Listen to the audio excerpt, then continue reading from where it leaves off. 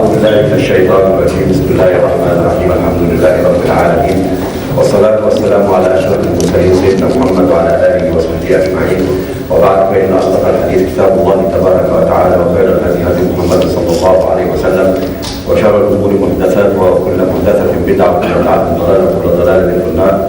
Brothers and sisters in Islam, Assalamu alaikum wa rahmatullah. I know that we are waiting for a long time now, and I don't need to introduce our lecturer to you. Anyhow, we always take the chance, if our elder brothers, the scholars or the erudites, to come here, and we try our best to invite them to come to the mosque to enlighten us in the subjects they are specializing. You know our brother Ahmad Deedat. I can't imagine how he digested the Holy Bible, the Holy Quran, the other literature written about Christianity and about Judaism and about these subjects related to the religion. As a matter of fact, when I see him, every time I see him, I look at myself as a child, little child, comparing with his language in the religious matters. I hope that all of us, inshallah, we will be benefited by what he will lecture us, and will listen attentively to him and be benefited by his knowledge. I call upon our brother, Mr. Ahmad Deedat. أعوذ بالله من الشيطان الرجيم. بسم الله الرحمن الرحيم. يا أهل الكتاب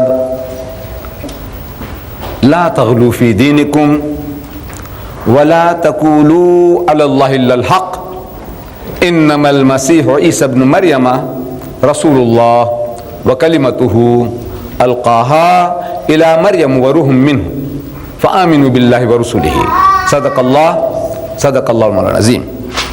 Mr. Chairman and my dear brothers and sisters, the subject, as has been advertised, is Jesus, man, myth, or God.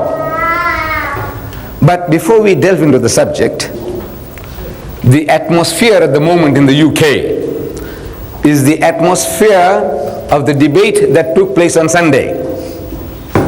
People want to know, those who have not been there, because we can't expect the whole of Britain to be there. There were about 12,000 people on Sunday from all over Britain and from the Arab countries and from Africa. They had come. The largest covered hall in Europe was packed to capacity. People want to know what transpired. Those of you that were not there, those of you who were there, can you just put up your hand? I'll have an idea.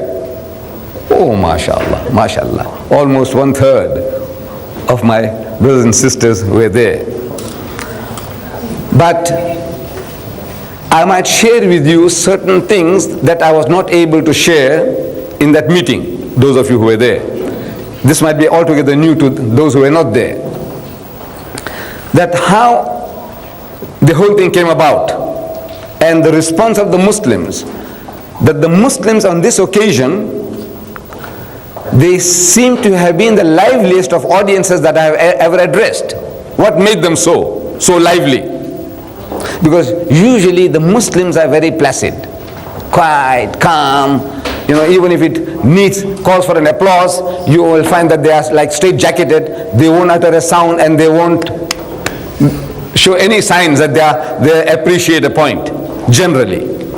But on Sunday it was not so. Now I have been trying to analyze why all this extra spirit in the Muslim. I may be wrong. You might have better answers. That's what I'm going to give you this moment. You see, this gentleman happens to be an Arab. There's no doubt about that. He was born an Arab Christian, and he has been boasting that his people have been Christians before Islam. So it's not a conversion from Islam to Christianity. They were Christians, and the Muslims came and overtook their lands. Most of these Arab countries were Christian lands. Egypt was Christian, Libya was Christian, Morocco was Christian, Syria was Christian, Lebanon was Christian, the whole of Palestine was Christian. When the Muslims came out of the desert fastness and they conquered these territories and the people accepted Islam. So these are the remnants that have been left behind. They are boasting today that there are 14 million Arab Christians, which the Muslim doesn't seem to know, realize. 14 million. In July 1975, he claimed 10 million. On Sunday, he said there are now 14 million. We won't argue with him. We must be on guard. There are 14 million Arab Christians in the Arab world. But this time, he came in the garb of an Arab. Previously, you might have seen, you saw him in the Royal Albert Hall. That's him. That's him. Then, when we had advertised previously his picture as an Arab, he took exception to that. He didn't want to be photographed like this. But this picture we got from his book, The Liberated Palestinian. We got it from here. Among some 3 million refugees, Palestinian refugees, he is a unique person. This born-again Christian, evangelist in America, now an American citizen, he says he is liberated. His people are in hell, but he is in heaven. He is liberated. And the irony of his book is that on the cover, he puts the Israeli Star of David. Still, you know, a sting at the heart of any Muslim or Palestinian, the Star of David and the Israeli warplanes and the Israeli tanks, and he is liberated. But now this book, the Muslims hadn't seen this, because this is circulated mostly in America, trying to get sympathy of the American Jews and Christians to finance him in his work. But now when we printed this poster, the man didn't like it. He sent us this photo taken in a studio, beautiful picture, which was advertised in the Sunday Times magazine section. Sunday Times, you can see nice, clean, shaven, you know, real a westernized Arab. No doubt about that. Now this is what people expected to see. A westernized man from America coming along and giving battle to the Muslim. But this man came like a wolf in sheep's clothing. He attired himself not only just a loose garb, but he put on that, I don't know what you call that, with that black band around. Regard, yes. And a nice jubba and a beard. He grew a special beard for the occasion. He says that, you know, he says it took him 3 months, you know, to grow that beautiful beard. In other words, a picture of deception. Now, naturally, the Muslim, when he sees that, you know, it hurts him. He says, now look, what are you up to now? Why are you camouflaging yourself? Then he thought he had one on us. You see, in the debate that took place in the Royal Albert Hall, the arrangement was that who speaks first depends on the tossing of the coin. And he won the toss. So when he won the toss, no, I'm sorry, I beg your pardon, I won the toss. So I said, let him speak first. I had a reason. My reason was that, look, I don't know what he has got. So whatever he produces, I will be able to refute them. I'll have an hour to refute what he has already said. So I said, let him speak. But for this debate, I had made up my mind that whatever happens, I must speak first. That was the decision we had come to. But now how? If I win the toss, I choose myself to speak first. And if he loses, at the back of my mind, I said, this guy is a rebellious brawler. You know, he's the one who wants to put up a fight. But there's no fight, he wants to put up a fight. Innocent things, time factor, this, that, every little thing, the amount of trouble he gave me in the Royal Albert Hall. Up to the last minute, we couldn't decide on a format. Up to the last minute. Whatever you say, he thinks there's something wrong with that. He's suspicious, you see. So there must be something wrong. There must be a catch. So says, I know now. Says, if he wins, I'm sure he wants to take revenge. He said, last time you made me to speak, now I make you to speak. Alhamdulillah, actually he played into our hands. You see, war is strategy. Our Nabi Karim sallallahu alaihi wasallam, he said, Al-hirbu khit'un. War is strategy. And you have to use strategy when you go into battle, with the intellectual or with the gun. Strategy you need. So the strategy I had in mind was that we got so much material that we can throw at him and he will not be able to touch anything. And amazing, it's a miracle that for 1 hour and 15 minutes I have been throwing things at him. When you get the tape, you see the tape and you verify it for yourself. Throwing things at him, so come on, answer this, answer this, answer this. The Bible is not the word of God, the Quran is. The Bible is not the word of God, the Quran is. And when his turn came, as if he never heard anything, as if he didn't hear. He was like a punch-drunk boxer. You know, he just gets into battle not knowing, he only knows that the bell has rung, you see, so he gets into battle. He doesn't know what has really hit him. So, one of the things that hit him the hardest and made the Arabs to react strongest, the Arabs in the audience, was that this man, he believes in a book. And I gave quotations from the book, the Bible, the Holy Bible, in which I'm telling him, I said, one Jewish boy, one Jewish lad, he killed 600 Palestinians with a stick. I demonstrated the stick. I brought a stick with a little nail in front of it. With that little stick, he killed 600 Palestinians. So I'm asking him, you believe that? And he said, yes. One boy, Jewish boy with a little stick, he killed 600 Palestinians. Then another Jew with the jawbone of a donkey, this jawbone, but the donkey's jawbone. With that he killed 1,000 Palestinians. I said, look, won't you want to run away, man? Huh? Look, if he's killing, the man killed 1, 2, 3, 4, 50, 100, damn it all, you 1,000, what are you waiting for, man? And I said, you 1,000 Palestinians, if you only spat on that guy, he would have suffocated with the spit. Couldn't you do that even? And we allow, you believe that? And the guy says, yes, he believes that. Then I says, you Palestinians are so worthless, actually, so worthless. In this book of God, that David, it's Hazrat Dawood alayhi salam. He wanted to marry Saul's daughter, Talut. Talut was the king. He wanted to marry his daughter called Michal. So Saul said, look, the dowry for my daughter is 100 foreskins of the Palestinians. You know what's foreskins? When we circumcise our children, the little skin what you throw away, that's called a foreskin. He wanted 100. David, is too generous. So he goes and kills 200 Palestinians, and he takes off their foreskins, 200 dead Palestinians, he takes the foreskins, and he comes and he counts them out in full. The Bible says he counted out in full, 200, 1, 2, 3, 4, like you counted out 1 pound, 2 pounds, how many pounds do you want for your daughter? I said 200 pounds. So he counted out in full 200 foreskins of the Palestinians. You believe that? The guy believes it. That's what's wrong with you people, man. Then God is very merciful to the Palestinians for some special reason. He has been telling the Jews, kill the Palestinians, men, women and children. Spare nothing that lives, nothing that breathes. Even donkeys must be killed. This God Almighty, the author of the Bible as he believes, now he says, look, kill them all. Men, women and children. Even the little ones, boys and girls, male and female, kill them all.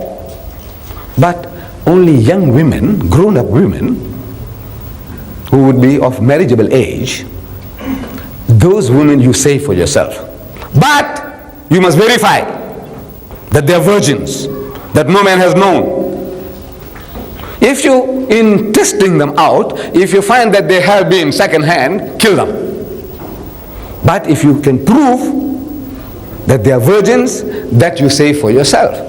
Now, soldiers in the field, think man, think. Soldiers in the field, Jewish soldiers, killing men, women and children. Now they come across a young girl of 12, they want to verify. So how do you verify? There was no saliva test those days, Today the doctors, they take the saliva of the woman to find out if the woman is pregnant or not. Saliva test. There was no such thing. The only manner in which you can verify is to rape and ravish these women, and so they went through and they discovered that 32,000 of these Palestinian girls were virgins. How did they test it? You can imagine, left to your imagination. 32,000. And out of the 32,000, the Lord God wants his share. God also wants a share out of those raped and ravished Palestinian girls. And it says, and 32 was the Lord's share of Allah's share. I am asking, what does God do with raped and ravished Palestinian girls? You tell me. You believe that? Of course he believes it. Now, when you believe in things like that, it creates a type of mentality. Cow down, that this is your destiny, man. You are supposed to be the hewers of wood and the drawers of water. These are your gods. You can do nothing to them. One boy can kill 600. Another Jew, he can kill 1,000. And you people are so cheap in the sight of God. Kill them, kill them, kill them. God's word? He said yes, it's God's word. So what he does is, he writes a book. Once you have that mentality, with that mentality you write a book. And he's given away the whole of Palestine to the Jews in this book.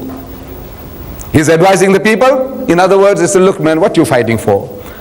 All this Palestine was promised to the Jews. He says, these Arabs, he points out, this is strange that they are not happy that the Jews should have 10,000 square miles. Actually, God had promised them from the Nile to the Euphrates.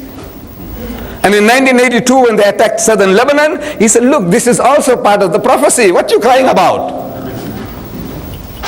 So now he's very generous to the Palestinian people. He said what he opts for is a small state on the West Bank for the Palestinians, small state with a police force but no standing army. In other words, a vassal of Israel. Small state. What happened to Gaza? He's not worried about Gaza. That's all involved from the Nile to the Euphrates. Give it away. Now naturally, when the Arab Muslim hears this, and I don't know if there are any Palestinians there, the George Habash, he's supposed to be a Palestinian Christian. I don't know if his group hears about this guy, that this is a traitor, a quisling. Naturally you get worked up. So then he started speaking lies. He started insulting the audience, which is never done. Wallah, you never do that. You are wanting to commit suicide. Look, you are in confrontation with the whole audience. You can't satisfy everybody, but you are on a confrontation course and you're calling people names that you got no brains, you got no intelligence, you got no sense. Shh, unforgivable. But that means that is the arrogance, some type of arrogance that's in him makes him to bleat out. Then I pointed out to the audience that this man had lied. He had lied again and again about the Quran. If you remember, if you have seen that videotape, this videotape about the debate in the Royal Albert Hall, is Jesus God? You see this videotape? On that you find at the beginning he appears. He appeared at the first debate that took place in the Royal Albert Hall. At question time he comes forward. We don't know who he is. Very well spoken, speaks good English. And in that immaculate English of his, he says, Mr. Deedat, you Muslims believe that Jesus hasn't died. He said, yes. But he said, what have you to say to this? And he quotes the Quran.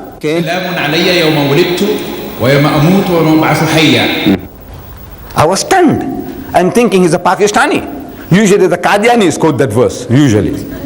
And this guy is quoting the Quran and he says, وَسَلَامٌ عَلَيَّ, in his usual Arabic style. وَسَلَامٌ عَلَيَّ يَوْمَ وُلِدْتُ وَيَوْمَ أَمُوتُ وَيَوْمَ أُبْعَثُ حَيًّا. Which means, he says, he translates, before Jesus was born, he died and he rose again. He says, the peace is on me, the day that I was born, the day that I died, and the day that I shall be raised back to life again.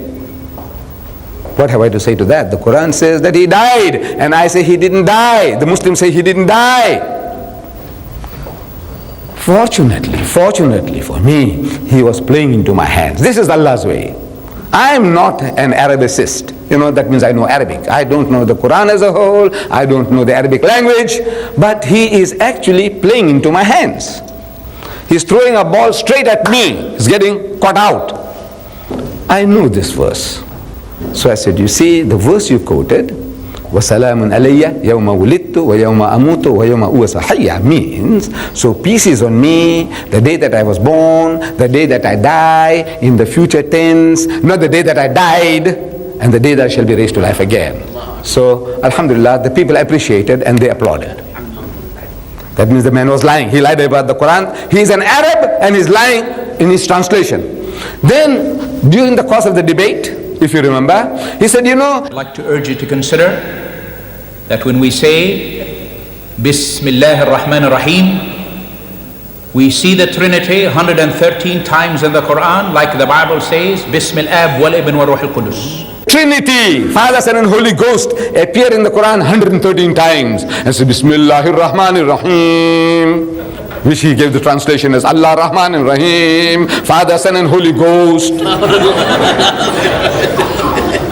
Look, the stupidity to the extent to his arrogance in trying to bamboozle. Maybe he was placating, trying to curry favor with these Christians in the audience. Says, you see, I'm an Arab and I can get away with it. So all these are fools and I can do what I like with them. So I said, look, this is not Trinity. Allah is telling us that He is Allah, who is Rahman and who is Rahim. Allah is Rahman and Rahim.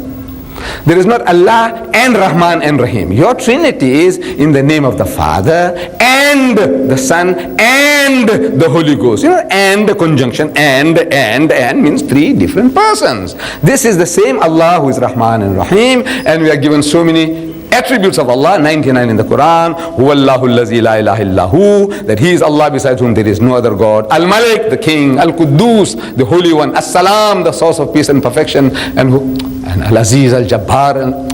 These are not so many gods. It's the same God with these different attributes. So again he tried to pull a fast one upon the Muslims. He bluffed us. Then he made another lie. He said, even the Quran testifies that Jesus is the only person who knows the hour of judgment. Jesus is the only one in the Quran in which the Quran says that He knew of the day of judgment, the last day. Again he lied. The Quran says that will be the sign of the coming of the hour of judgment. Not that he knows.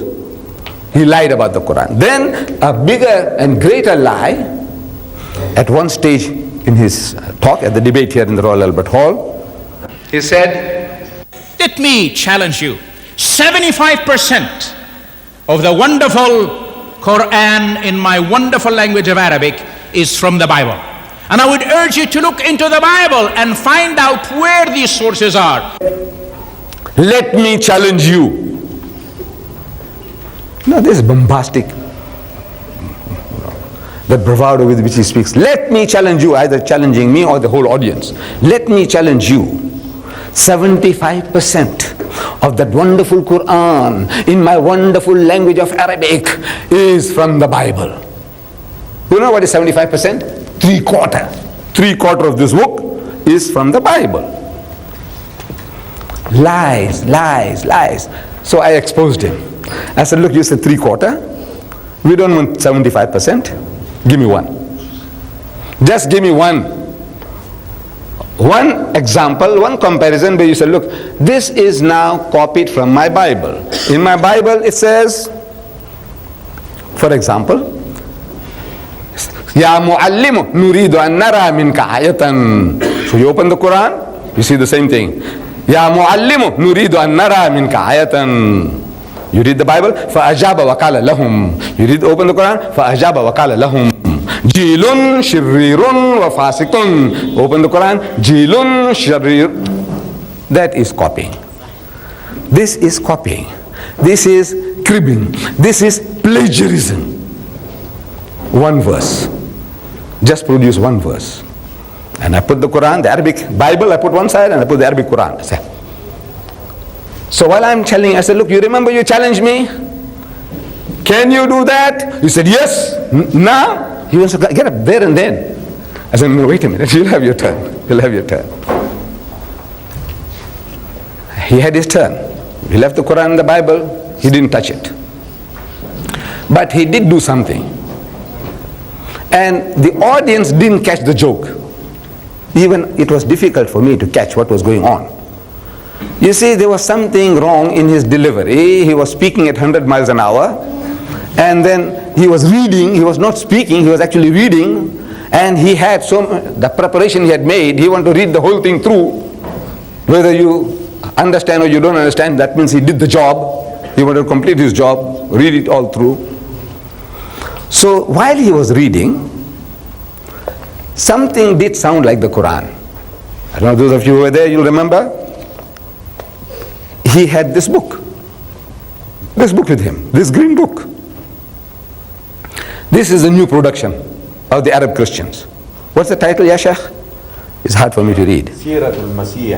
Siratul Masih. Arabiyan Fasih. Right. Fasih Arabi. This is Siratul Masih. You know, this Sirah in the life of Jesus, you know, in the Fasih, in the eloquent Arabic. So he read from here, a chapter here, just a few lines if you read. This is what he read. Bismillahir Rahmanir Rahim. This one here, that's right. Bismillahir Rahmanir Rahim. Qul ya ayyuhal ladhina amanu in kuntum tu'minuna billahi haqqan fa'aminu bi wa la takhafu inna lakum 'inda Allahi jannatin nuzula. Right. So you see now what's happening? This is in the Fasih Baligh Arabic. They have now produced this as a challenge to the Quran. The Arab Christians have done this as a challenge to the Quran. Listen now, to the non-Arab, you can't judge, wallah. Because now the words are from the Quran. The words are from the Quran. They're using for their own now, but it's not the language of the Bible. It's insipid. There's nothing in it, you know, insipid. Even to the Arab, he realizes that there's nothing in it. Even the Arab Christian recognizes that there's nothing like the Quran. But so now, to compete with the Quran, you copy the Quran. So when you copy the Quran, you begin. Every chapter now begins. Of the Christian Bible, every chapter begins. Bismillahir Rahmanir Rahim. Bismillahir Rahmanir Rahim. And this is competing with the Quran to say, look, we produce something. I said, you are stealing from my book. You are cribbing, you are stealing, and now you're saying, now look, this is like the Quran. Every chapter now begins with Bismillah, and the fellow does. You see, when we take the Quran, you open every chapter, it says Makkiyah, Surah, Makkiyah or Madaniyah. That this surah was revealed in Makkah or in Medina, in Makkah or in Medina. So they do the same. So they say these surahs now, they say this is Maqdisi. Maqdisi means Baitul Muqaddas in Jerusalem. Nowhere in the Christian Bible, anywhere have they got this sort of thing now. Then the words I have marked in green. Everything is from the Quran. What they do, they call this new science. This is the new science. They call it contextualization. Contextualization. It was a new word for me. You see, they had given with this book secret instructions. That this must not fall into Muslim hands, the instruction book. But Allah is Musabbib al-Asbab. You know, if you are in the field, the things that come to you unimaginable. So where did you get it, Mr. Deedat? I said, don't ask questions. Don't ask questions. Look, Allah Bari Ta'ala, He sends it. Because you are in the field. This is His job.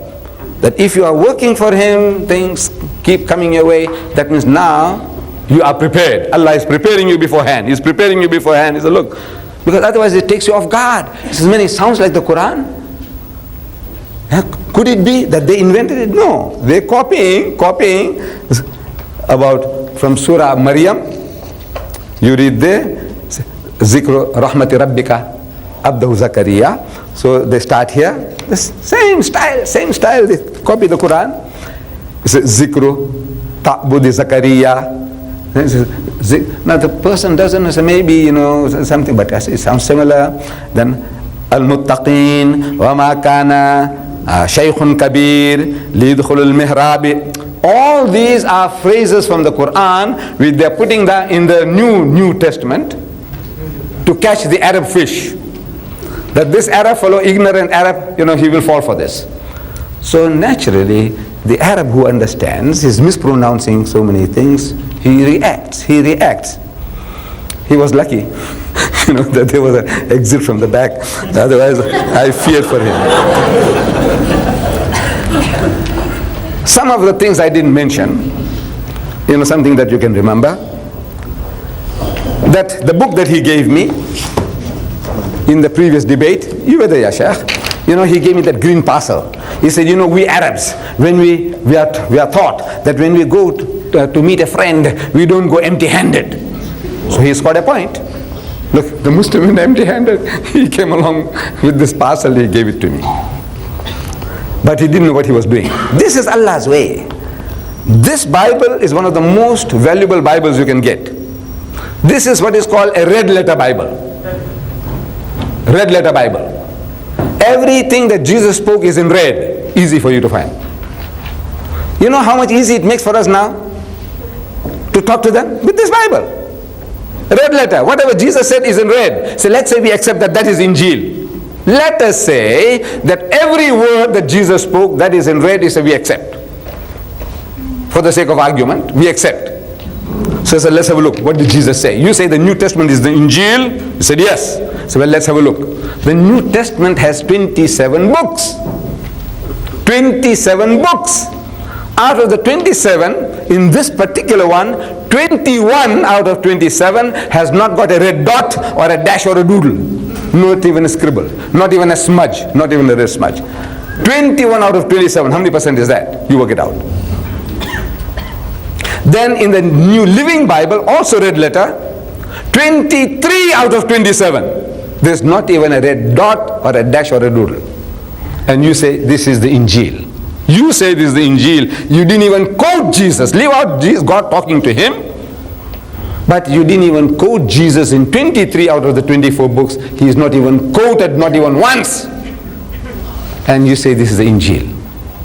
However, in this so-called Injil, in this particular one, and there are many other Bibles, you find that Jesus is made to do funny things, silly things. I'm only reading from the Gospel of St. Matthew, chapter 21, verse 7. I didn't have chance to read it there. I read it for you. It says, they brought the donkey and the colt. Donkey and the colt. Laid their clothes on them, on the donkey and the colt, and set him on them. They made Jesus sit on them, 2 donkeys at a time. I said, what this man is, an acrobat or circus? What is he doing? Look, there's no misprint here. In the King James Version, you read, they set him, one man, on them, on the 2 donkeys. Can you imagine a Jesus riding 2 donkeys at a time? God revealed that.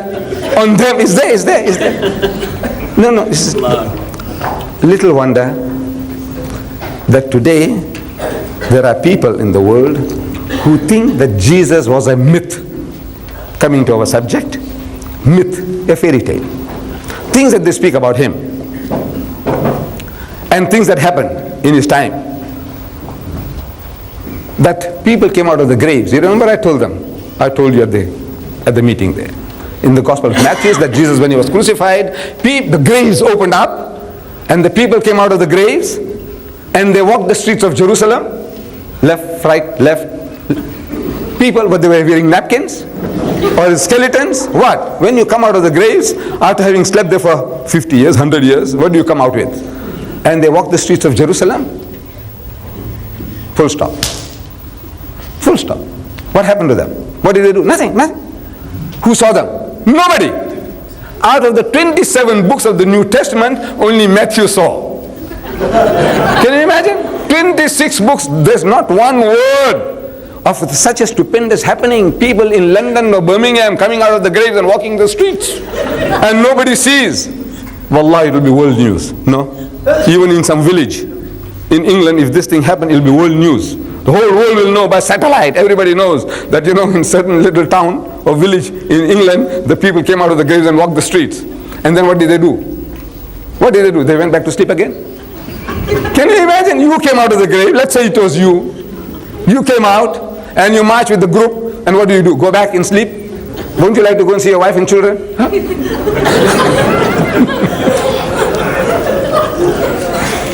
So the people say, look, the world says that Jesus was a myth.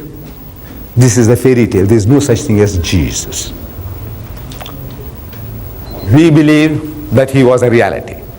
He was a historical person. And we need no proof. Allah Bari Ta'ala testifies to this in his holy book, that there was a woman called Maryam, and she bore a son without any male intervention. As Allah says in the Holy Quran, our Qari read from Surah Al-Imran. This is why he didn't marry. Yeah, we'll answer all your questions, inshallah, at the end of it. Why he didn't marry? Poor man, they didn't give him a chance. They didn't give him a break. The Jews didn't give him a break. From Surah Al-Imran, verse 52, our Qari was reading, and he read, Inna mathala Isa inda Allahi kamasali Adama khalaqahu min turabin thumma qala lahu kun fayakun. The similitude of the example of Jesus in the sight of Allah is like that of Adam. Khalaqahu min turabin, Allah created him from dust, and he says, kun fayakun, and he was created. So in other words, like Adam was a man, he is a man. And this is the testification of the Bible. Also, 83 times in the so-called New Testament, in the so-called Injil, 83 times, you read the title, Son of Man, Son of Man, Son of Man. In Arabic, Ibn Adam, Ibn Adam, Ibn Adam, Son of Man, Son of Adam, 83 times he is described as the Son of Man. What is he? He is a man. He is not a myth. It's a belief that he was a real historical person. Or was he God? Our subject is man, myth, or God. Now, Thomas Carlyle, I think it must have been in this very London in 1840, a Britisher, I don't know whether it was English or Scotch, Thomas Carlyle, recognized as one of the greatest thinkers of the past century. Thomas Carlyle, in his lectures, he chose our Nabi Kareem sallallahu alaihi wasallam as his hero prophet. And he begins his lecture to his Anglican audience by saying, in the history of the world, there will not again be any man ever so great whom his fellow men will take for a god. In other words, mankind has reached such a standard, such a level of intellectual understanding that they will not accept another human being as God. That's what he says, Thomas Carlyle. In other words, suppose I, Ahmad Deedat, start flying in this room here like a bird. I can walk on the water. I can give life back to the dead. I can tell you what you got how much you got in your pocket, and I can give you every number of every notes that you have in your pocket. Will you accept me as your God? No, the mind says, no, man. So how does he do it? So look, I don't know. You say, I don't know. You know, he's got some magic powers. Maybe he's got some jinns under his control, and they go and tell him, oh, there's some other setup going on between this guy and whatever I'm telling you. But when you look at the man, he says, no, this is the man. I can see this man is about 70 years old. Before 70, he wasn't here. After, he won't be here for another 70. That's guaranteed. If I had a gun, I can shoot him. I can strangle him. No. All these thoughts go through your mind. He's a man, he's a man, he's a man. Now mind what he can do. What great performer of miracles the man he is, but he is no God. This is the intellectual level that mankind is supposed to have reached. He says, he assumes that this is what mankind is now. No more. Then he says, how did it happen? That people are accepting human beings as gods. He says, nay, we may rationally ask. Thomas Carlyle says, nay, we may rationally ask, did any set of human beings ever really think that the man they saw there beside them, a god, the maker of this world? Did they, any set of human beings at any time in the history of man, the people who abducted Sita, Rama, the god of my ancestors, his wife Sita was abducted by Ravana, the king of Ceylon. Did he think when he abducted this woman that he was abducting the wife of his god? Did he? No. When the Pandavas went to fight Krishna, did they think they're fighting a god? No. When the Roman soldier punched Jesus in the stomach at the trial and says, come on, prophesy, who hit you? Come on, tell me, what's my name? Did he think that he was hitting his God, punching his God? No. When the other soldier supposed to have lanced him on the side with a spear, did he think he was lancing his God? The answer is no. The contemporaries, how did it happen? He says, no. The way is, we are now living 2,000 years after the event, and people, when they read the stories, it sounds like fairy tales. This is, man, it could have happened. He was floating about, here, there, everywhere. He's here, he's there, he's everywhere. Like Ahmad Deedat. I was here about a week ago. You know that? No, that's 19th of June. It seems like yesterday, no? See? And then he said, look, the guy was there, and he was here, and he was in Birmingham, and but you know how it's happening. He says, I left Birmingham this morning, I came here, I'll be back again tonight, tomorrow I'm in Blackburn, and next night I'm in Bradford, and then and I'm back home, and I'm here, there, and back again. But now you know how it's happening. I'm not a ghost. I'm not a spook. Look, I need transport, this, that, everything to make all these things possible. But to a man who's taking, say, well, I saw him in Birmingham yesterday, man. I said, no, I saw him in Bradford. The other guy said, I went through 5 countries in one day by car. And back. 5 countries I went through. In one day. Can you imagine? That was in the UAE. So I was traveling with a car from Abu Dhabi to Dubai to Sharjah to 5 countries. There are 7 little states, city states. I went through 5 countries in one day and back again. What was I? A spook? A ghost? No. I said, look, this is how I went in a car, good car. I was going to do a certain job at the end of this UAE, and I had to come back again. So, but now, when you are reading the stories, like a fairy tale in the book, the Bible, is like a fairy tale. So when you read something like a fairy tale, you have a right to assume that this is myth. It's a fairy tale. Jeffrey Hunter, I don't know if you know his name, Jeffrey Hunter, he acted as Christ in one of these films called Jesus, this is The Day of Triumph. That was a film about Jesus. He had to walk up the hill. They took this shooting, they did it in Jerusalem, Mount Zion, outside Jerusalem. And for the filming, they had to make him to walk up the hill. And he walked up the hill and panting for breath and sweating. He's a Christian, good Christian. When he went through this, acting Christ, he said, for the first time in my life, I realized how human Jesus was. But look, if he walked these hills, he must have also been panting for breath and sweating. Then I realized that how human Jesus was. Otherwise you think he is a Superman. Something more than Superman, what Superman does on your films, Superman 1, 2, and 3. This Jesus was doing all that sort of things, like a mythology. So, the Quran comes to testify. In the ayah I read to you, from Surah Nisa. Surah Nisa. And it is a good practice, I'm recommending to my brothers and sisters, that when anybody makes reference to the Quran and he gives you the reference, make a habit of going home and checking up. Not that you distrust the speaker, you think the guy is pulling a fast one on you, he's lying. No. If you go and check it up at home, you read it again, it'll refresh your memory, and that part of knowledge which you are rehearsing, it'll become your property. Once it becomes your property, you can share it with others. Otherwise, this is good entertainment. This is all good entertainment. Good entertainment. Instead of wasting time in front of the TV, this is better TV, you see, did that in live, you see. But now, check up. So I said Surah Nisa. And for the bulk of the people, Muslims, non-Arabs, it's very difficult to find surahs in the Quran. Surah Nisa. Where will you find it? In the Mashhaf, in the Arabic Quran, very difficult for us non-Arabs. I don't know how easy it is for the Arabs to find, I don't know. I have been wanting to ask, how easy? I said, look, Surah Zumar.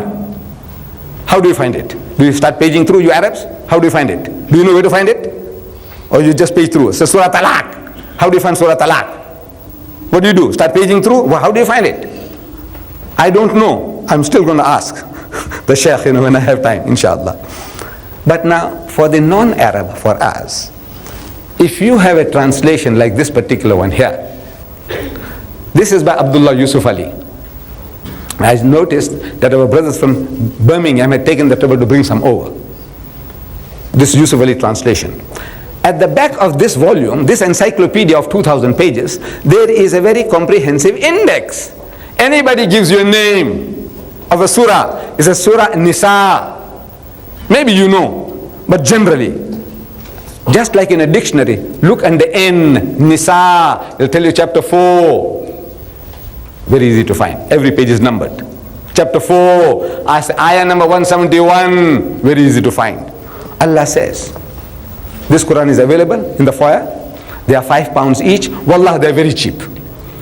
It's a wrong term, but we talk about hadiyah. Hadiyah means what gift you'll give me for this.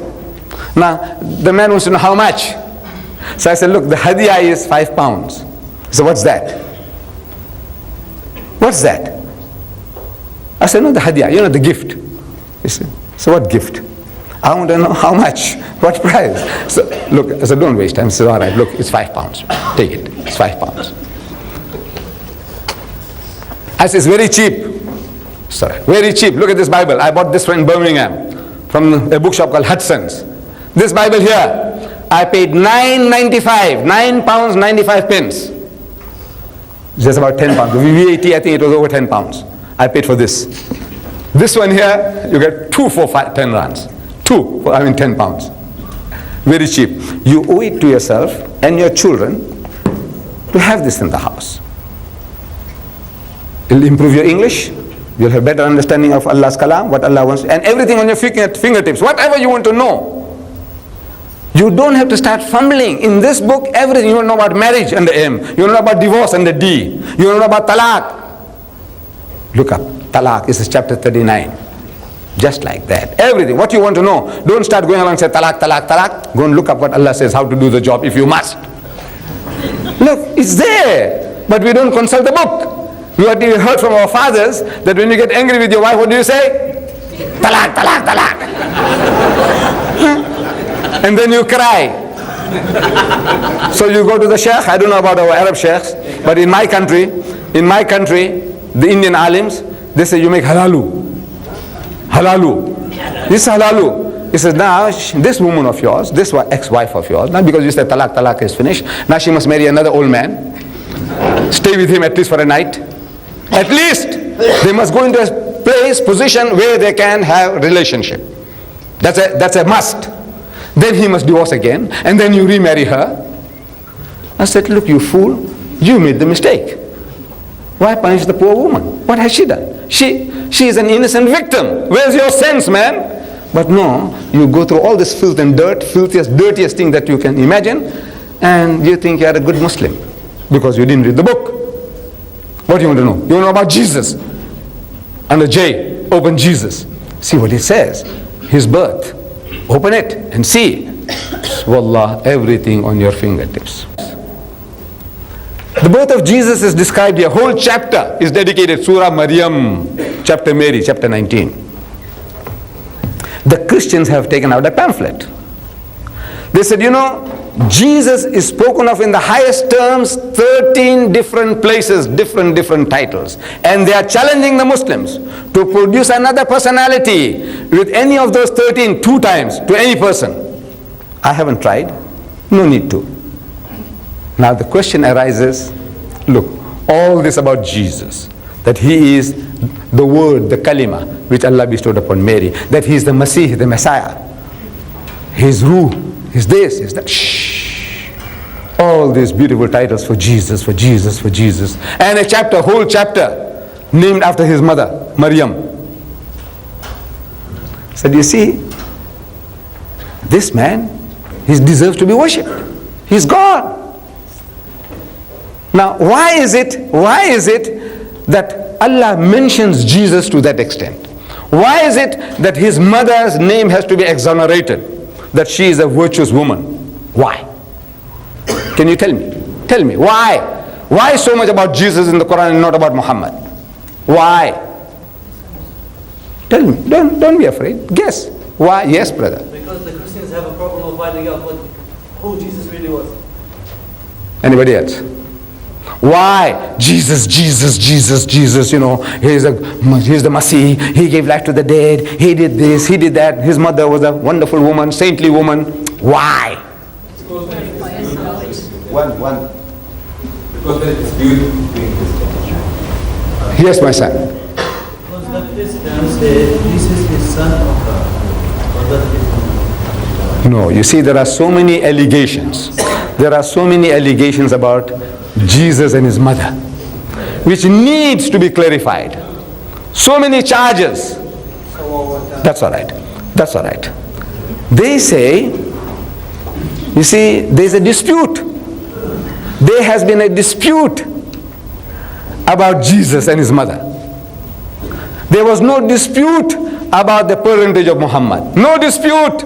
There's a dispute about Jesus. So Allah says in Surah Nisa, chapter 4, verse 171, Ya Ahlal Kitab, O people of the book, O Jews and Christians, La taghlu fi dinikum. Do not go to extremes in your religion. وَلَا تَقُولُوا عَلَى اللَّهِ إِلَّا الْحَقِّ. And don't say anything about Allah except the truth. إِنَّمَا الْمَسِيحِ. Most certainly the Messiah, translated Christ. إِنَّمَا الْمَسِيحُ عِيسَى ibn Maryam, Jesus son of Mary, Rasulullah, is the messenger of God. وَكَلِمَتُهُ, and a word proceeding from him. أَلْقَاهَا إِلَى مَرْيَمُ وَرُوحٌ مِّنْهُمْ, which he bestowed upon Mary, and a spirit proceeding from him. فَآمِنُوا بِاللَّهِ وَرُسُولِهِ. So believe in Allah and his messenger. They are going to extremes. One says that because he's got no father, he is the illegitimate child of Mary. Walad zina. Astaghfirullah. This is what they say, the Jews, that he is an illegitimate child. The other says because he's got no father, his father is God. They're both going to extremes. So Allah tells us what is the true position is, that look, he is a true messenger of God. He is the word which Allah bestowed upon Mary. So believe in Allah and his messenger Jesus, that he is a messenger of God. And because there are insinuations, allegations made against Maryam, the Quran comes to absolve her of all those filthy, dirty charges. The Jews, I wouldn't have quoted at all, wallah, what the Jews say. I just said illegitimate. I would not use the other word. But I have with me now an authority, and I'm glad also we are not in the masjid. This is in the precincts of the masjid, but this is a hall.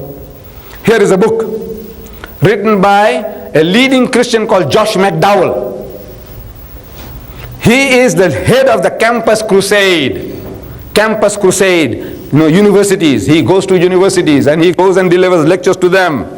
And according to our friend Shorosh, he says, Campus Crusade for Christ has been raised up with a goal to preach Christ to the whole world by 1988. That's another 6 months' time. By then now, they were going to preach Christ to the whole world. That's what God raised up this Campus Crusade for. It says here, Josh McDowell, a graduate of Wheaton College, and Magnum Lodi, graduate of Talbot Theological Seminary, is one of the most popular speakers on college and university campuses today. In the past 10 years, he has spoken to more than 5 million students. Deedat comes nowhere near that. He has to go on TV only to reach millions. Otherwise, very difficult. Few hundred here, few hundred there, 12,000 there. He has spoken to more than 5 million students and faculty at over 550 universities in 53 countries. This mighty man, he says, he wants to prove that Jesus is a historical person. He is no myth. And to prove that, he produces the Jewish Talmud, Jewish religious book, to prove that Jesus is historical. What does he say? This is very interesting. To prove this Jesus is historical, he quotes the Jewish Talmud, religious book of the Jews. It says here, Jesus is referred to as Ben Pandera. In the Jewish Talmud, he is described as Ben Pandera. Ben means son of Pandera. Pandera was a Roman soldier who is alleged to have raped Maryam. And he produced this child. See, bin Pandera in the Jewish Talmud. Who is talking? This is a Christian missionary talking. If we said this, it calls for murder. Wallah. If we uttered these words, it calls for murder. We should be shot. Anybody talking like this, listen. Talmud title referring to Jesus bin Pandera or bin Pantere and Jeshu bin Pandera. Many scholars say Pandera is a play on words, a travesty on the Greek words of virgin, Parthenos and so and so. And on the eve of the Passover, it says, Shimeon bin Azai said concerning Jesus, I found a genealogical roll in Jerusalem wherein was recorded, such an one is a bastard of an adulteress. This guy here is quoting the Jewish Talmud, they're talking about Jesus, that he's a bastard of an adulteress. And again, he's a bastard again. And again, astaghfirullah. To prove what? This is to prove what? Listen. This is proving now to you. These independent accounts, Jewish Talmud, not talking about the Bible now, so the Jewish Talmud says, prove that in ancient times, even the opponents of Christianity never doubted the historicity of Jesus. To prove that he was historical, have to quote the Jewish Talmud to say that Jesus was a bastard, he was a son of this Pandera, Roman soldier who raped Maryam. Now, this is what the Christians stoop down to. You see? That they come down to using the words, quoting the Jewish Talmud, that the Jews say that he is the illegitimate child of Mary. The Christians say, no, he's the son of God. So Allah tells us, no, he's neither this nor that. He is a true messenger of God. He is the Messiah, the Messiah. Love him, respect him, revere him, follow him. But worship is due to God alone. Worship him, the Father in heaven, who is a real God. So, you see, the Christians now, they have developed new techniques in approaching Muslims. This our friend Shorosh, unfortunately, he is still living in the past. See, the Christians had tried, the method that he was trying, they had tried before. Attacking Islam, attacking the Holy Prophet, attacking the Quran. These are old-fashioned ways. They have developed new techniques. The real missionaries now, they have developed new techniques. This is an old-fashioned thing. I think the Arab mentality, I don't know where he got it from Palestine. He's still there, he's living in the past. Shorosh is living in the past. The new techniques are that these people, they come to us now and they want to find common grounds. This common grounds is what Allah tells us to find with them. We haven't done it. Allah says, Qul ya ahlal kitab ta'alaw. Tell them, O people of the book, O Jews and Christians, come, ta'alaw. Ila kalimatin sawa'im baynana wa baynakum. That we come to common terms as between us and you. Let us get onto a common platform. And the terms and conditions of getting together, Allah says, Allah na'budu illallah, that we worship none but Allah, wa la nushrika bihi shay'an, and that we associate no partners with him, wa la yattakhiza ba'duna ba'dan arbaban min dunillah, and that we do not take from among ourselves lords and patrons other than Allah. فَإِن تَوَلَّوْا فَقُلُوا اشْهَدُوا بِأَنَّا مُسْلِمُونَ. But if they turn back, tell them that we are Muslims. We have submitted our wills to the will of Allah. Find common grounds, which we have failed to do. So the Christians, through experience, they learn. Not the Quran, they didn't read the Quran, but it's a natural thing to do. If you want to approach somebody, find in communication, find common grounds. They're trying to find common grounds with us. Look at it. They did it. The language that you love to hear, the language of the Quran, they use that. They want to find easy way of approaching you. Look at this. Look at this book. No greater love. No greater love. Look at the beautiful rose. Multicolor. What book is this? Guess. I give you a Quran. Anybody who guesses what this book is all about, I give you this Quran, deluxe edition. Who said that? Everyone. I'm beaten. I'll give it to you, babe. As soon as I'm finished, you can have it. I only have one, please. Yeah, this is now a new way. Did you receive one like this before? No? You just guessed it. Shh. Maybe I let the cat out of the bag inadvertently. Look at this. No greater love. Any young man will lap it up. He'll pick it up from the bookstores. But they give it to you free. Wallah, they want to give to the Muslims free. No greater love. Who wouldn't like to read it? There was a time when I lapped this sort of thing. Ooh, when I left school, I was reading True Love and Romance. Ooh, just. And if I came across this seems to me like Lady Chatterley's Lover, banned in South Africa. But I said, man, here's something, they're giving it to me free. No greater love. This is the New Testament. Want to catch us now with this, free. New methods. Now they got a new method of approaching us, common grounds, psychological. They come to our homes. We welcome them. This is our typical hospitality. We people, the Muslims, we are so hospitable that our hospitality goes against us. It's a cause of our own destruction. We are so nice, so sweet. Like the Indonesian, nice, soft, kind people. So the Christians swallowing them, eating them up, chewing them up. Yeah, very nice, kind people. So they come, he said, you believe in Jesus? What do you say? You believe in Jesus? Yes. Say, yes. You are not a Muslim if you don't believe in Jesus. So he was one of the mightiest messengers of God? What do you say? Say, yes, we accept that. So Jesus was the Messiah? Yes. Translated Christ? You accept that? Said yes. Was Muhammad Masiullah? Was he? No. So you see, Jesus is Masihullah, Muhammad is Rasulullah. But you see, Isa is Rasul and Masih in the Quran, you know that? Jesus, Isa is Rasul and Masih in the Quran. Your prophet is only Rasul. Right. 1 degree higher for Jesus. It says, Jesus was born miraculously without any male intervention. You believe that? Yes. Was Muhammad so born? No. Another degree for Jesus. It says, Jesus gave life to the dead. It says, yes, Bismillah. By Allah's permission. Did Muhammad give life to the dead? Bismillah. It says, no. Another degree for Jesus. He says, where is Jesus? He's in heaven. He's alive? Yes. He's coming back? Yes. Where is your Prophet Muhammad? Buried in Medina. Perhaps his bones have rotted in the grave. So no, we believe he's Hayatun Nabi, he's the living prophet. Yes. But that's metaphysically. Physically, maybe his bones have rotted in the grave. He said, maybe another degree for Jesus. Do you think God had a purpose in doing all that? He does things for nothing.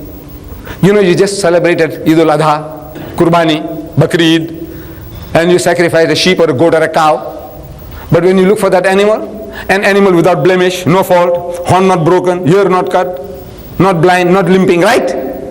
So yes. You think God Almighty, when he wants to make a sacrifice, is he going to look for second best? Who's second best? I already proved it to you. Muhammad, second best. Is he going to look for second best? Now you argue. Look, that guy is a trained expert, karate expert. What do you know? What do you know about religion? Nothing. Sitting targets, sitting ducks. That's what we have all become now. Because we have lost this impetus, we have lost our militancy. We didn't do the job for 1,000 years. When you don't do a job, you lose the art of doing the job. You don't know what is all involved. Wallah, all this that is said means nothing. Wallah, it means nothing. It means nothing if you only know, if you have knowledge. When you have no knowledge, you are a sitting duck. You fight, you got the spirit to fight. So you fight and you lose. The guy comes again and he gives you another bashing. And you don't give up. You fight. Sooner or later, you can be converted. The fighter. The fighter is the guy who's going to lose. The safest fellow is the guy who says, hey, go away, man, I don't know anything. I'm not interested in religion. He's safe. That poor fellow is safe. But the fighter, you can't say, I don't want to talk to you. There's something wrong with you. So in my country, for every one boy we're losing 3 girls. They want to argue and debate as well, our daughters. And when they are beaten, they run to the alim, and the poor alim, he doesn't know all this. This is not his line. This is something different. Can't you see? It's a new development. Jesus is Masih. It's Masihullah and Muhammad is only Rasulullah. Now how do you answer that? I said, look, I have a book. I have a book, Christ in Islam, that answers all your problems. And that book is free. Wallah, there's no copyright on it. If you want to reproduce it, go ahead and reproduce these books. Christ in Islam. Christ in Islam. It explains to you all this, what it is. Really, wallah, is nothing. Let's deal with the first one. Jesus is Masih, Muhammad is only Rasul. Right. Just to show you how easy it is once you get the facts, the knowledge. He says, you know, let me tell you now that in your book, the Bible, Masih, Messiah, Christ, is used for so many persons, not only Jesus. In your book, the Bible, in the book of Isaiah, chapter 45, verse 1, God speaks to Cyrus, the Persian king, a mushrik, an idol worshipper, and he calls him my Masih. So, you are my anointed, that though thou does not know me, I have surnamed thee.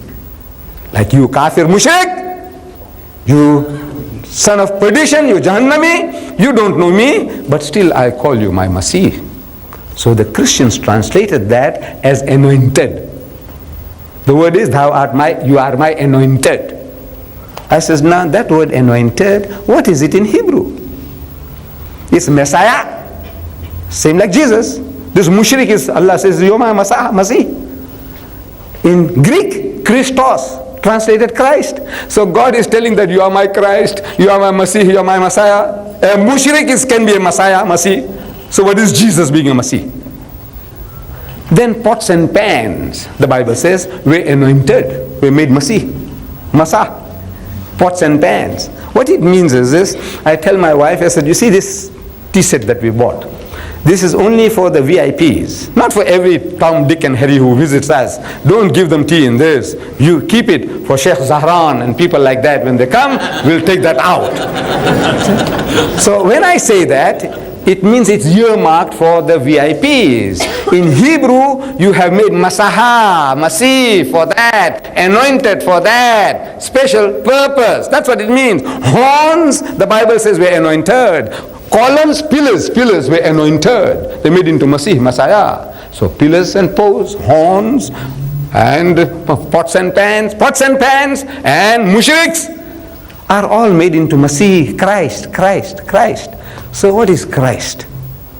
Means specially appointed for a special purpose. Now every prophet is a Masih. Every prophet is a Messiah. Every prophet is Christ.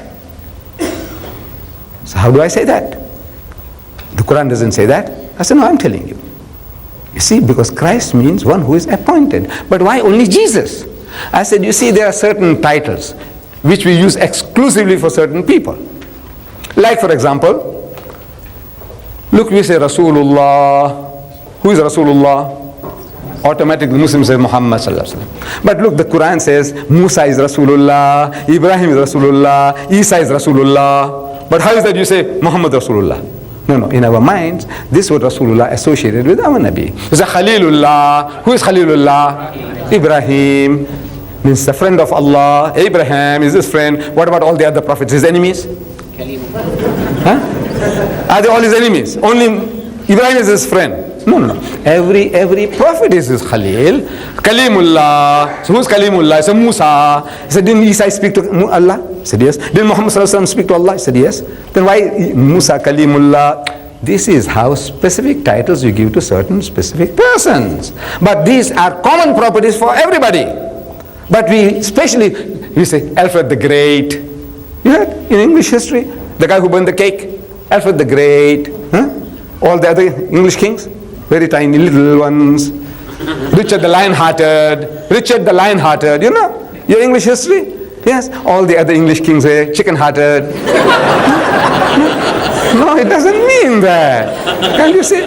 It's just certain specific titles you reserve for certain persons, but they can be universally applied. Now once you know, when he comes out and says, look, you can make a monkey out of him. Wallah, you can make a monkey out of the fellow. Say, look, what are you talking about? Pots and pans, horns, pillars, mushriks. They all can be Messiah according to your book. You explain that. So once you go through these little booklets like these, inshallah, these are those little dynamites. These are those little pebbles that Hazrat Dawood alayhi salam picked up. You remember Hazrat Dawood alayhi salam? See these Palestinians again.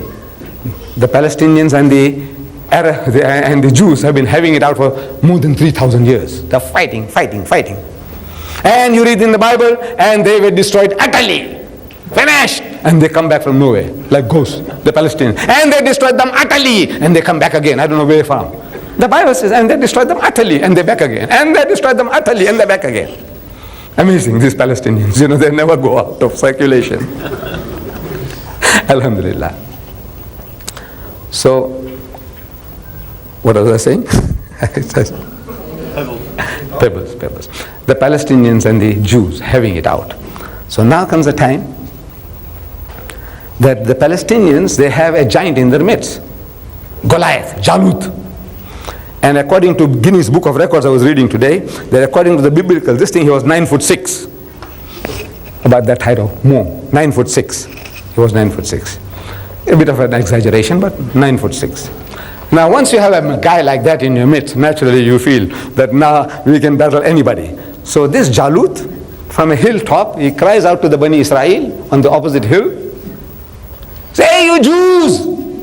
Is there anybody there who will take me on? I'll chew you alive. And the Bani Israel were shivering in their pants. I don't know if they used to wear pants those days, but figuratively, they were shivering in their pants. Nobody wants to come forward. So little Dawood is there. He is looking after his father's sheep. So he sees the opportunity. Man, this is a fantastic target. This is a sitting duck. Big giant, 8-foot giant. This is a 9'6". No man, 7 foot. This guy is slow, cumbersome. When you're a giant, abnormal. He is not even steady on his feet as if he's drunk. He's not drunk. But the size, cumbersome. He can't control himself. He's an easy target, man, for his sling. And his mouth waters. What an opportunity. Shh. So he comes to Talut, Saul, say, I'll take him on. So what? You go and look after your father's sheep. The young man is enthusiastic. He said, no man, you don't know. This guy here is so easy to knock him over. Talut couldn't resist his enthusiasm. He said, all right, here's my sword and my shield. So little Dawood says, look, I haven't handled this in my life before. Maybe it's also too heavy for him. He said, look, I know my sling, that old-fashioned sling. There were no rubber those days. They hadn't discovered rubber then. It's a pouch with 2 strings. You put a stone in the middle and you swing. Gain momentum and let go one side. And if you are used to it, you know how to hit your mark. That old-fashioned sling. We call it in India, we call it gopan. So what? Bigger joke. So it was a bigger joke. Now with a toy. This is a toy. So he said, all right, if you want to commit suicide, go. So he walks down the hill, and at the stream he picks up a few pebbles. These are those pebbles. These booklets are those pebbles. With these pebbles, you master these, and you can crack the Jalut skull. The missionary, this bishop, archbishops, whoever they are, with this knowledge here, you can crack his skull. So this is the advice I wanted to give to you. Get these little pebbles and go to town. Now, my dear brothers and sisters, if there are any questions on what I have spoken so far, or anything allied to what I have said, you are at liberty to ask. Questions?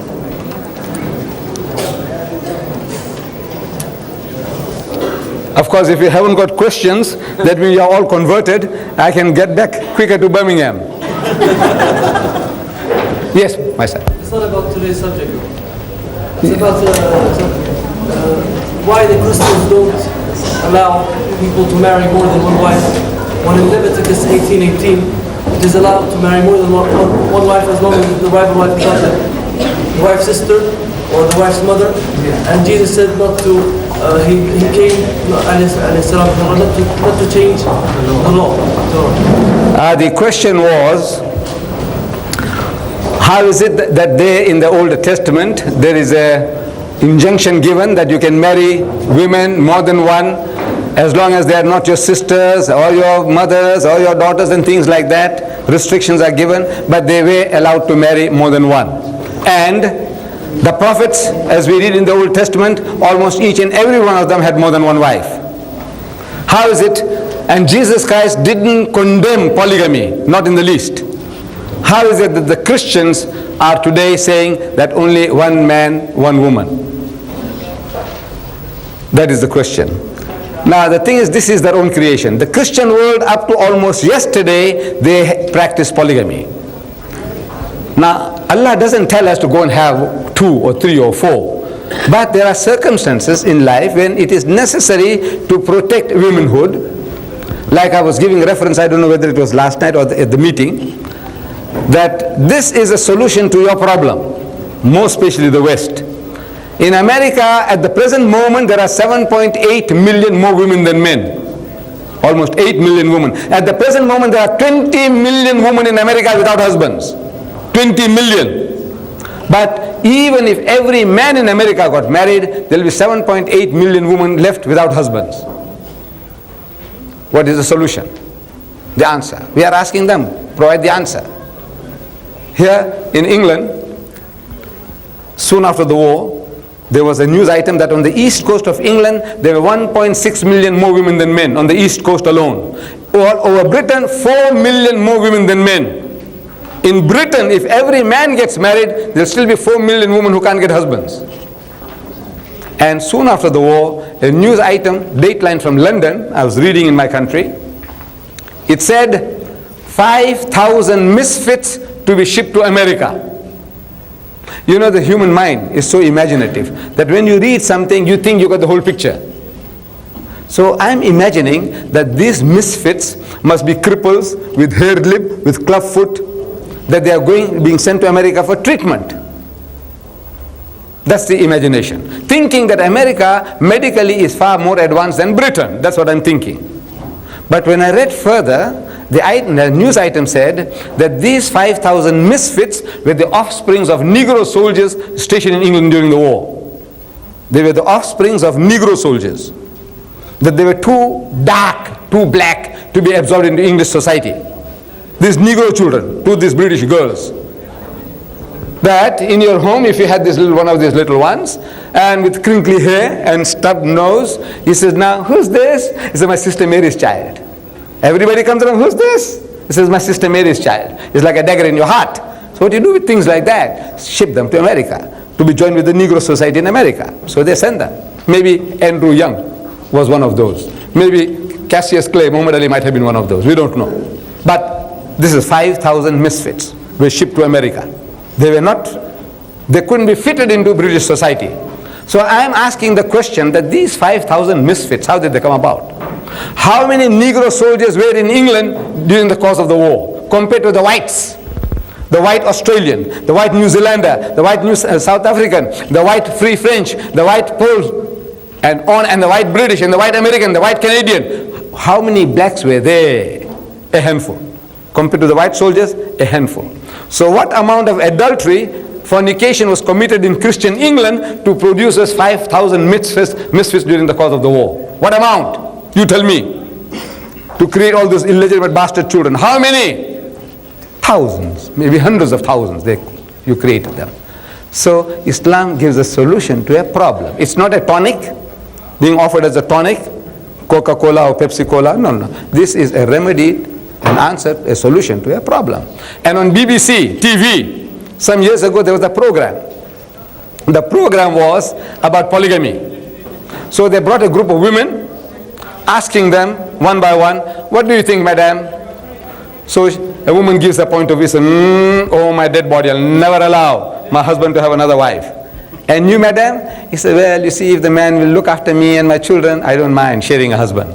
And you, madam? Never. And you, madam? So by the time the program was over, half an hour gone. So these organizers, they got those women again. So what kind of women were those who didn't mind, and what kind of women were those who opposed it tooth and nail? So they brought the same team back again onto the program. Now, madam, are you married? Said yes. You mind sharing your husband with another woman? He said, never. You, are you married? No. You mind sharing a husband? I said, no, I don't mind if I get somebody to look after me and my children. Right. It was 50-50. Those who had, they said they won't share. Those didn't have, they didn't mind sharing. So it's a question of haves and have-nots, you see. Vested interest. But otherwise, it is a solution to a problem. This is what. Yes, any other question? Yes, ma'am. What can we do to combat Christian missionary activities in Indonesia, Bangladesh, Palestine, Lebanon, and many other Islamic countries?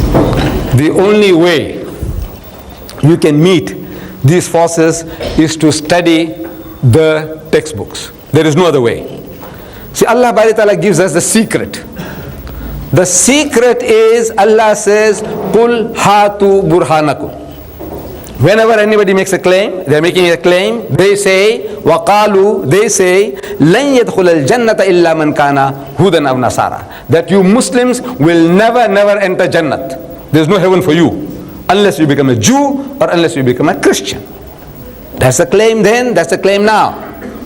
Though the Jews have fallen out of the race, they only want political recognition. They are not interested in converting you. You have to be born a Jew to be a Jew. They want you to accept them, that Palestine, you give it to them, there will be peace between us and them. Because our is not a racial war, it is not a religious war. Our battle with the Jew is for that piece of land which they have stolen from our brethren. That's our battle. They are not interested in converting us. But the Christian, we know, they're making a mess out of the Muslim world. They have perverted more Pakistanis into Christianity since independence than in the 150 years of British rule. They have converted more Bangladeshis into Christianity since independence than in the previous 150 years of British rule. They have converted 15 million Indonesians into Christianity. And by the turn of the century, they want to make Indonesia a Christian nation. And there are every sign that they will succeed. The answer to this problem is that you have to master his book. Allah says, when they make any claim, it says, tilka amaniyuhum, that this is their wishful thinking, vain desires, hallucination. We say bakwas, babbling.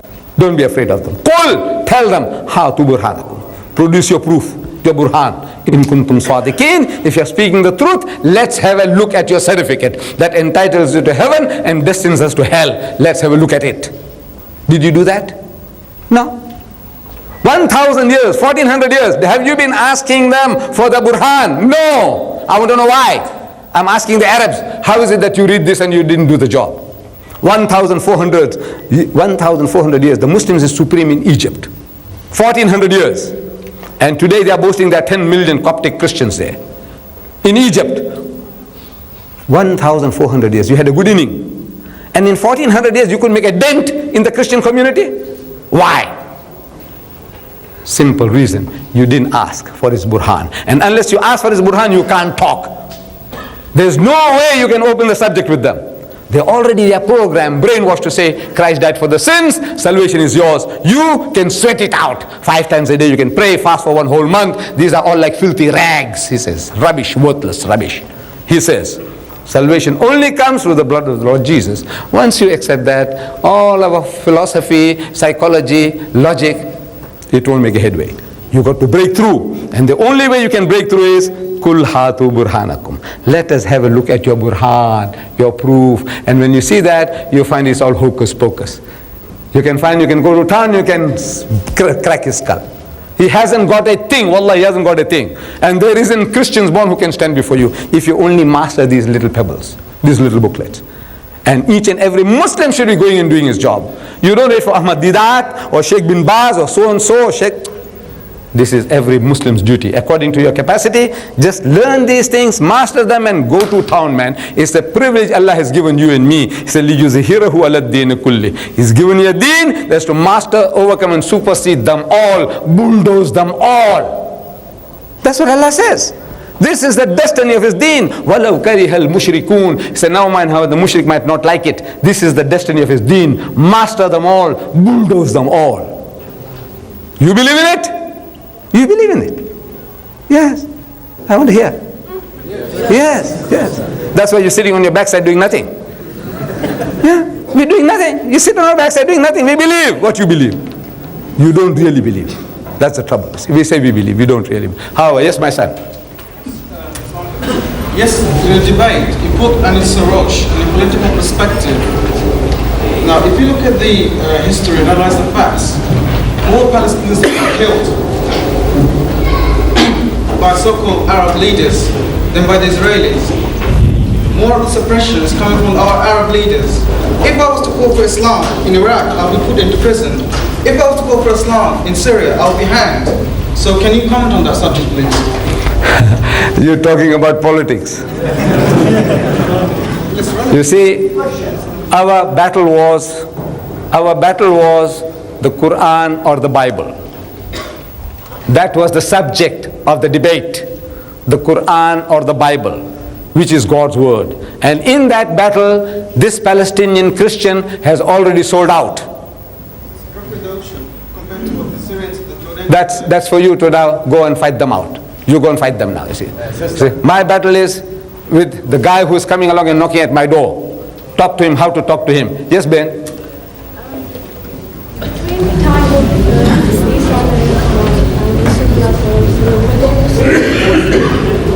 They were there any Muslims existing at the time of Islam and what happened? The question is, were there any Muslims existing in the time of Hazrat Isa alayhi salam, in the time of Jesus? Is that the question? Yes. You see, anyone who hearkened to the message of Hazrat Isa alayhi salam was a Muslim. Jesus was a Muslim and his religion was Islam. There was no such thing as Christianity. The teachings of the church where they say that Jesus is God is not his teaching. He never preached any such thing. He is telling his people that they must be better than the Jew. Unless you are better than the Jew who was just formalistic, he's keeping the letter of the law, forgetting the spirit, he says there is no heaven for you. That's his teaching. He's telling them, come, I will teach you how to pray. Pray like this. And he's teaching them. He said, oh, our Father, which art in heaven, God Almighty, hallowed be thy name, thy kingdom come, thy will be done on earth as it is in heaven. That is the prayer that he taught. He didn't say the Father of Jesus Christ in heaven or me, Jesus who is in heaven. He's talking about the Father in heaven. So in other words, he was preaching nothing but Islam. The churches is quite a different thing altogether. It's not his teaching. They are their own creation. But anyone who followed Musa alayhi salam was a Muslim. Anyone who followed Isa alayhi salam was a Muslim. But these people have now deviated. They have deviated from the teachings of Hazrat Isa alayhi salam. Yes, brother. You had a question? Yes. Well, this booklet of yours, the Quran, the Ultimate Miracle. Well, I have a cassette of it. I always see it as children see it. But whenever I try to show it to our mullahs, they don't accept it and they don't believe in it. Could you please... There was a book I had written, Al-Quran, the Ultimate Miracle. I had delivered talks on the subject and there were videotapes and cassettes available. But this man who originally made the discovery, which I found useful in talking to Muslims and non-Muslims, but this man, a sickness has developed. Now he's claiming to be a new Rasulullah, like what Baha'u'llah was at one time and Mirza Ghulam Ahmad. This is a sickness that is quite common. You see, once a person, he finds that he's so clever, that people are, hero worshipping him. And, whatever I say, I know these people will believe. So the man creates a sickness. This man, I can make claims. Today, this guy called Rashad Khalifa, he is the man who discovered this theory, alayha tisat ashar. Now he said he is a new Rasul. He is a messenger of God. There are certain flaws in the theory, but besides that, now he's claiming now on the basis of that discovery that he is Rasulullah. And now he came out to prove first was that the Quran is Allah's kalam, not changed. Not one letter is changed. Now through the same theory he's trying to prove that look, the Quran is changed. That there are verses in the Quran which are not supposed to be there. Astaghfirullah. So I challenged this man to a debate. I sent him a telegram that I am prepared to hire the Madison Square Garden in New York at my expense. I said, you Khabis from Tucson, come over. And he says, I've proved to the world that you are a kazzab, a liar, and a cheat, and a false guy. So he says, no, I don't want to come to the Madison Square Garden. You come to Tucson. In private, he wants to have a discussion. I said, look, you're rubbish. There's no time for me to talk to people in private. Come. You are the true messenger of God. Then come forward, man. I'm prepared to talk to you. So I have discontinued with the tape as well as the book and the cassette. No more. Are you still endorsing that booklet, the Quran, the Ultimate Miracle? I'll no more book, no more video, no more cassette. Finish. There's so much more there. We don't want to create unnecessary strife among the Muslims. And that guy, every time I'm speaking, he's trying to capitalize upon that. So he's trying to win your sympathy that he is a new messenger of God. Finish. We got nothing to do with him. He is an impostor and a liar and a cheat and a kazzab. Discontinue. Finish. No more. Yes, my son. Yes, there. That's right. White shirt. White shirt. Yes, your white shirt. Yes. Can you explain what you mean these are about Gospel of St. Barnabas? You see, the Gospel of Barnabas, it mentions our Nabi Kareem sallallahu alaihi wasallam by name. That Isa alayhi salam, Jesus Christ, he prophesied about the coming of another messenger whose name will be Muhammad sallallahu alaihi wasallam. But now this book is not recognized by the bulk of Christendom. They say it's a forgery. They say this is not authentic. Now, the Muslim is wasting his time. Because Allah commands us to demand proof by asking the Christian or the Jew or whoever, Kul hatu burhanakum. Produce your proof. And they have produced the proof, the Bible. Nobody produced Barnabas to you, did they? No. So talk about what is proof. What he is claiming to be true, talk about that. And once you do that, get these booklets of mine, you won't need Barnabas. These booklets will do the job with his burhan. The Prophet ﷺ said, I came to confirm what's between my hand from Torah and Injil. So what is Injil? And was the revelation, and was in Jesus' time or after that been written? The Injil is the Wahi, the revelation, which Allah gave Hazrat Isa alayhi salam. Whatever he gave to Hazrat Isa alayhi salam, Jesus Christ, that is the Injil, the Wahi. Where is it? You ask that to the Christians. Where is it? Because the Gospels, the so-called Gospels of Matthew, Mark, Luke and John, they all say that Jesus went to a certain place and he preached the Gospel. Gospel means Injil. He went somewhere else and he preached the Gospel. He went somewhere else and he preached the Gospel. Every book says he went and preached the Gospel. Injil, Injil, Injil, Injil. So we are asking, did he have Matthew, Mark, Luke and John under his arm? Is that what he was preaching? No. Where is that Injil which he was preaching? That is what Allah gave him. So whatever Allah gave him is the truth. But they haven't got it. As the mention about the book, the Bible, in red letter Bible, I said 21, the one in which Shorosh gave me, 21 out of 27, there's not even a red letter, dot or dash. Supposed to be of Jesus. That's... You got a chance, you got a chance. There is someone here, yes. Well, after your thought-provoking speech and very logical explanation, I don't think any other question remains to be asked.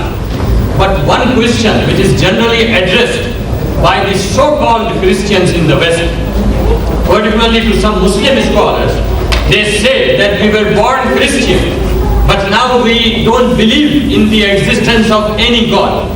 So how to convince such so-called materialists and atheists, and how to prove before them the existence of God in the light of the Holy Quran?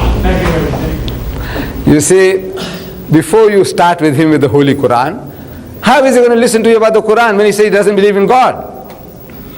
So, these people you're talking about, this Westerner, whoever he is, whether American or British, he is still a Christian subconsciously at the back of his mind.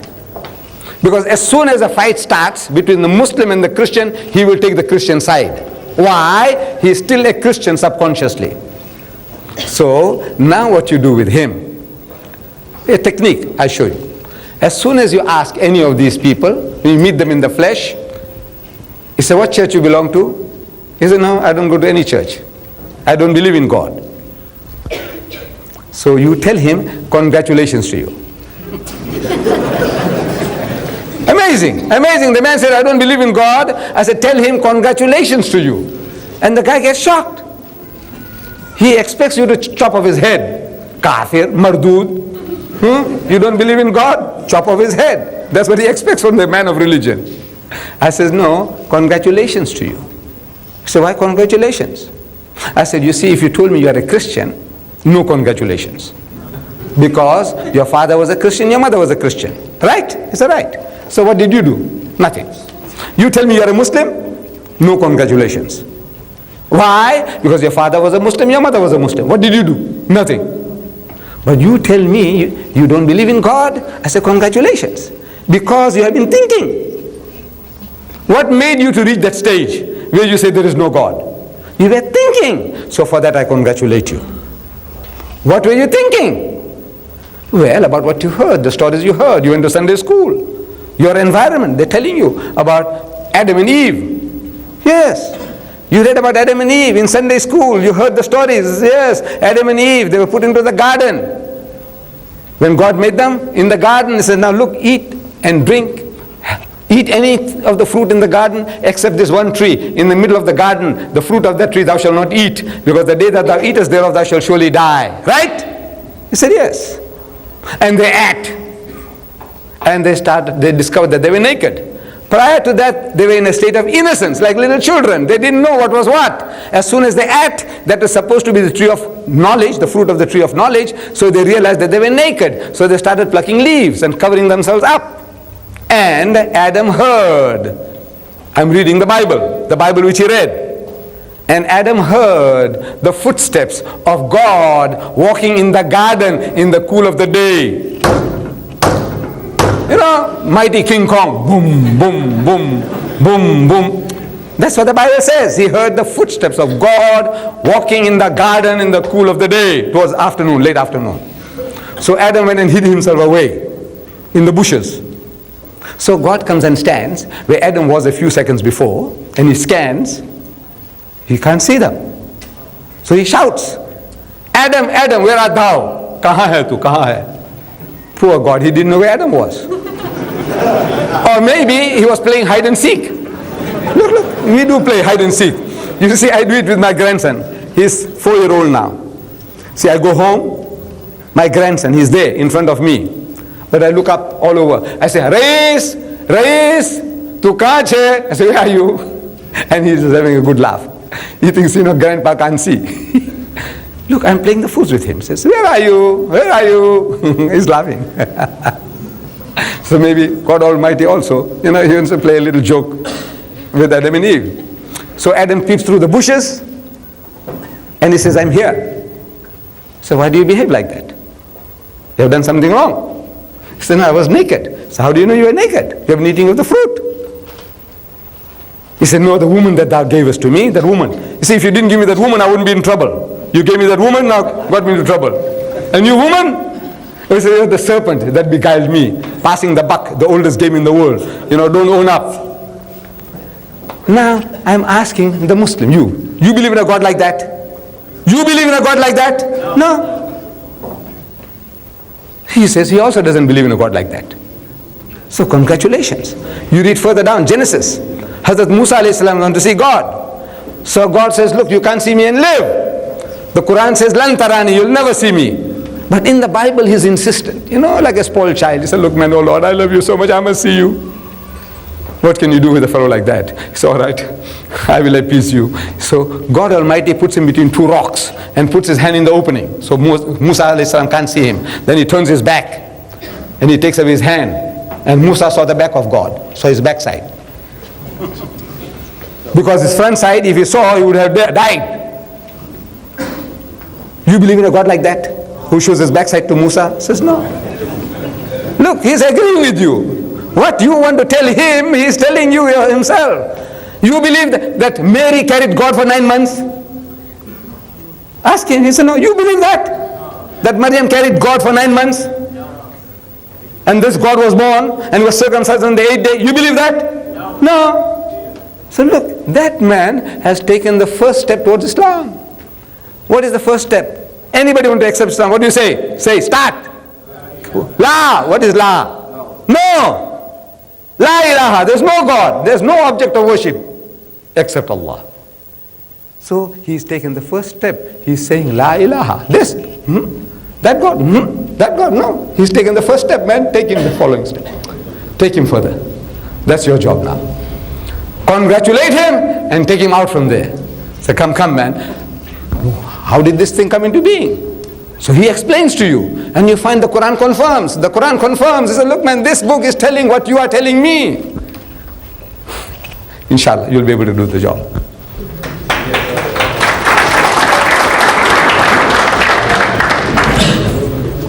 Muslims read the Quran because it is their constitution. It provides the solutions to their problems. With what purpose or intention in mind do the Christians read the Bible? Well, you see, the question is that the Muslims read the Quran with the idea, the intention that this is Allah's constitution for us, that we may guide our lives by it. The Christians, with what intention do they read the Bible? Generally, the Christians, they're only reading with one idea, that this Bible just proves that the system of salvation given by God is that this God Almighty who made Adam and Eve, He's going to come into the world some 6,000 years after, 4,000 years after Adam, and He's going to come and die for your sins. This is what He's interested in. So although they are not religious, but at the back of the mind, this is salvation. Rah-e-Najat, Jannah. This is what they have, they get it. So they believe. This is like a talisman, like a taweez. Once you have the book, and you believe, salvation is yours. They're not interested in practicing anything, because they say it's not works, not by works that you get heaven, it is belief. Like Swaggart was saying, he said, you see, God Almighty, once He gives you salvation, you do something, you say you accept Jesus, so He gives it to you. Jannah, He'll give you. You're now in His good books. You do something evil, He's going to take it away again. And then you do good, He gives you again. And you do something evil, He takes it. I said, no, God doesn't do that. Once you have achieved, reached salvation, finish. He paid for it. Jesus Christ paid for it. So this is beautiful idea. If it was true, most fantastic idea, for getting heaven. You don't have to do anything. You just believe. You say you believe, and salvation is yours. Of course, for us, we have to sweat. And it's easier just to believe and get it. So they are only wanting to find justification for that belief that Christ died for their sins. Our sister, yes. Well, Quran says that Muslims can marry Jewish and Christian women. But can you tell me, or can you prove that any Christian or Jewish woman has ever produced a correct Muslim child? The Spanish downfall was due to these mixed marriages. In India, the downfall was due to these marriages with the Hindu descent of those wasn't right. Anywhere you go where there are mixed marriages, there is no Islam left. No, because children, they are brought up with the mother, they spend more of their time with the mother. And whatever they educate them, they trace it up. So many of our brothers, they take this advantage that we can marry Jewish or Christian women. But don't they think that what are the consequences?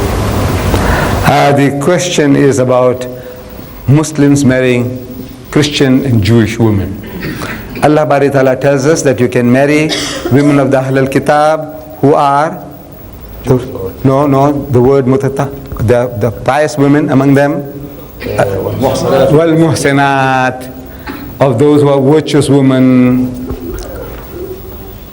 Among Muslims, when we are looking for wives, we must look for virtuous women. When you find among the Christians, they should be better than any Muslim woman you can find. But generally, our brethren, they get the rejects. You see? This is, I give you an example. See, when I was working in the furniture trade, I had a brother working with me, Mr. Hafaji, and I saw his brother one day with a colored woman. It's a mixture between black and white in South Africa. And to all appearances, she was a spent force, ugly and all that. So I'm coming and telling this friend of mine, I said, I saw your brother with his wife. And what a thing, man, what a thing. He says, you see, Mota, big brother is telling me, some people, they eat meat and they throw away the bones. My brother picks it up and makes a garland. So there are brothers, Muslim brothers, they make garlands around their necks. Where did they find this woman? It's on the dance floor. Where did you find her? In the cinema. She went out with you. She went out with how many others before you? Allah says, muhsinat, good women, virtuous women. So our brethren are finding easy way out. They say Islam allows. What does Islam allow? You see, the ummah was such an ummah that's given that permission, that the whole ummah, everybody is eager to have that woman changed. Your business, my business, everybody's business. There's no such thing as my business and your business. So I have a right, but I'm shut up. Then the children that are born, what happened? Marriages break up. Sometimes it's a conversion of convenience.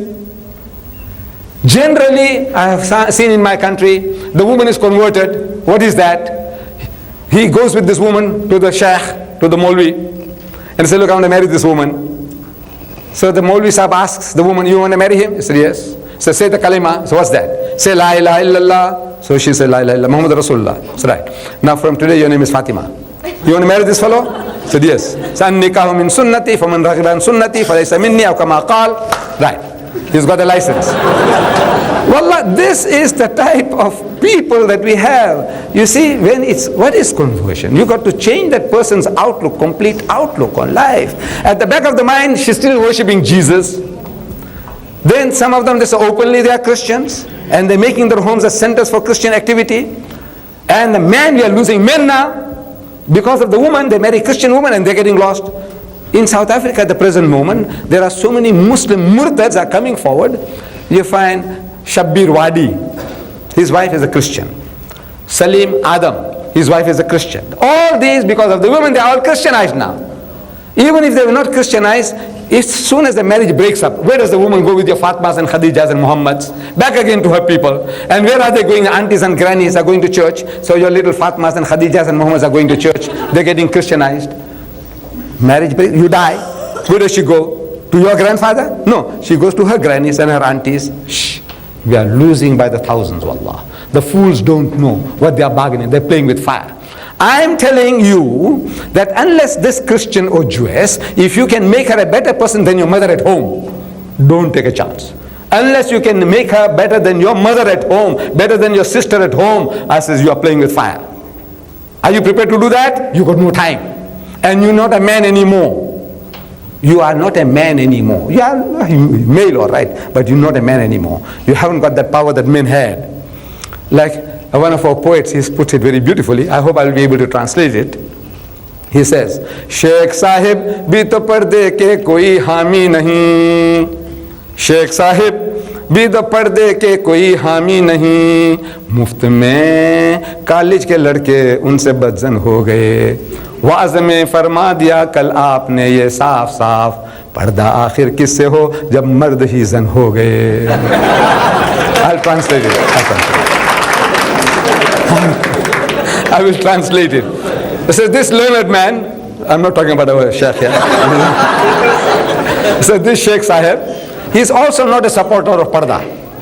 You know the parda, the veil. He is not a supporter of parda. Wazam, he said, yesterday in the wise, in the lecture, he said clearly, very clearly.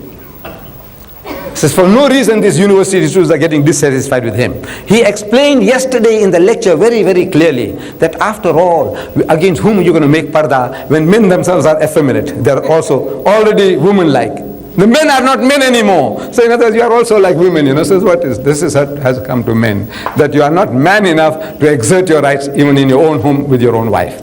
So don't take a chance, don't get burnt. I think that the best thing to conclude our meeting is to read Surah Al-Asr together. MashaAllah. So, Bismillahirrahmanirrahim. Wal-Asr. Innal insana lafi khusr. Illa alladhina amanu wa amilu salihat. Wa tawasaw bil haqq. Wa tawasaw bis sabr. Wa sallallahu ala sayyidina Muhammad wa ala alihi wa sahbihi wa sallam.